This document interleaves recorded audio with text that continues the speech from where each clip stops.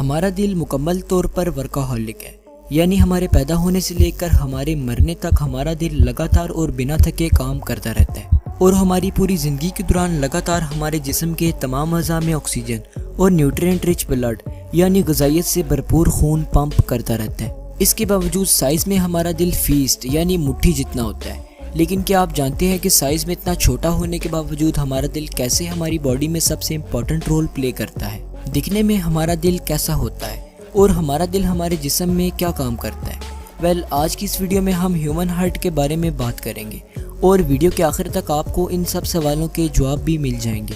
تو چلیے شروع کرتے ہیں۔ یہ ہے ہمارا دل، جو ہمارے پھیپھڑوں کے درمیان موجود ہوتا ہے اور بائیں پھیپھڑے کی جانب تھوڑا سا جھکا ہوتا ہے۔ ہمارا دل ایک ڈبل پرت والی جھلی میں بند ہوتا ہے، جسے پیراکارڈیم کہا جاتا ہے، جو ہمارے دل کی حفاظت بھی کرتی ہے۔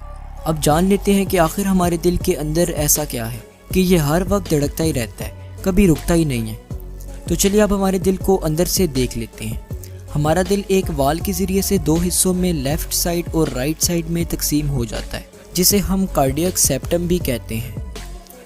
ہمارے دل کا دایاں حصہ ڈی آکسیجنیٹڈ بلڈ سے بھرا ہوتا ہے اور دل کی بائیں طرف آکسیجنیٹڈ بلڈ موجود ہوتا ہے، اور بیچ میں موجود یہ دیوار یعنی کارڈیاک سیپٹم آکسیجنیٹڈ اور ڈی آکسیجنیٹڈ بلڈ کو گھل مل جانے سے روکتی ہے۔ اب ہمارے دل کی یہ دونوں سائڈز دو چیمبرز میں ڈیوائیڈ ہوتی ہیں۔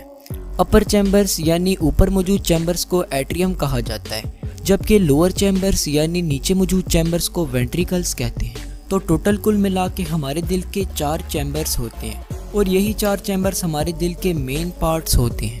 اب ہمارے دل سے خون کو ہمارے جسم کے باقی حصوں تک لے کر جانے اور لے کر آنے کے لیے ہمارے جسم میں نیرو ٹیوبز پھیلی ہوتی ہیں، جنہیں ہم بلڈ ویسلز کہتے ہیں۔ یہ تو ہم جانتے ہی ہیں کہ دل کی طرف خون کو لے کر آنے والی نسوں کو وینز کہتے ہیں، اور دل سے خون کو ہمارے جسم کے باقی حصوں تک لے کر جانے والی نسوں کو آرٹریز کہتے ہیں۔ اب ہمارے دل کا یہ پائپ، جسے سپیریئر وینا کیوا کہتے ہیں، اس کے ذریعے سے ہمارے جسم کے اوپری حصوں یعنی سر اور ہاتھ وغیرہ سے خون ہمارے دل میں آتا ہے، اور یہ پائپ جسے انفیریئر وینا کیوا کہتے ہیں، اس کے ذریعے سے ہمارے جسم کے نچلے حصے یعنی پیٹ اور پاؤں وغیرہ سے خون ہمارے دل میں آتا ہے۔ اب ان دونوں پائپ سے آنے والا ڈی آکسیجنیٹڈ بلڈ ہمارے دل کے رائٹ ایٹریم میں آ جاتا ہے۔ یاد رہے کہ یہ خون ڈی آکسیجنیٹڈ ہوتا ہے، جسے عام طور پر ہم بلیو کلر سے بھی ریپرزینٹ کرتے ہیں۔ اب اس ایٹریم میں نیچے کی طرف ایک وال موجود ہوتا ہے، اور یہ وال تبھی کھلتا ہے جب نیچے والا وینٹریکل یعنی رائٹ وینٹریکل پھیلتا ہے۔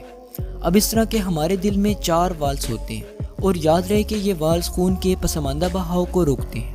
اب جب ہمارا نیچے والا رائٹ وینٹریکل پھیلتا ہے تو اوپر موجود رائٹ ایٹریم سے خون رائٹ وینٹریکل میں آ جاتا ہے۔ جب یہ وینٹریکل واپس سکڑتا ہے، تب جیسے کسی تھیلی کو دبانے سے اندر موجود لیکوڈ باہر نکلتا ہے، ٹھیک اسی طرح رائٹ وینٹریکل سے خون نکل کر پلمنریز آرٹری سے ہوتا ہوا ہمارے لنگس میں چلا جاتا ہے۔ دراصل یہ خون ہمارے پھیپھڑوں میں پیوریفائی ہونے کے لیے آتا ہے۔ ہمارے لنگس میں جانے کے بعد خون سے کاربن ڈائی آکسائڈ ریموو ہو جاتا ہے اور آکسیجن ہمارے بلڈ میں ایڈ ہو جاتا ہے۔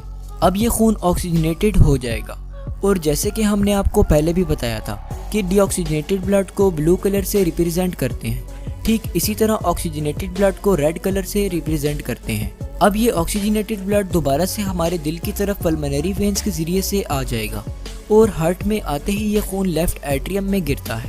اب یہ آکسیجنیٹڈ بلڈ نیچے والے وینٹریکلز یعنی لیفٹ وینٹریکل میں تب تک نہیں جاتا جب تک یہ پھیل نہیں جاتا، اور یہاں پر بھی ایک وال موجود ہوتا ہے جو وینٹریکل کے پھیلنے پر اوپن ہوتا ہے۔ جب یہ وینٹریکل پھیلتا ہے تب یہ خون لیفٹ ایٹریم سے لیفٹ وینٹریکل میں چلا جاتا ہے۔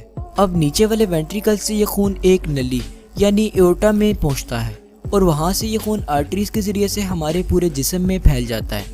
ایورٹا ہمارے جسم کی سب سے بڑی آرٹری ہوتی ہے، جو ہمارے دل سے ہمارے جسم کے باقی حصوں تک خون کو پہنچاتی ہے۔ اب آکسیجن کو ٹرانسپورٹ کر لینے کے بعد ڈی آکسیجنیٹڈ بلڈ ہمارے دل میں دوبارہ سے جمع ہو جاتا ہے، اور یہ سائیکل چلتا رہتا ہے۔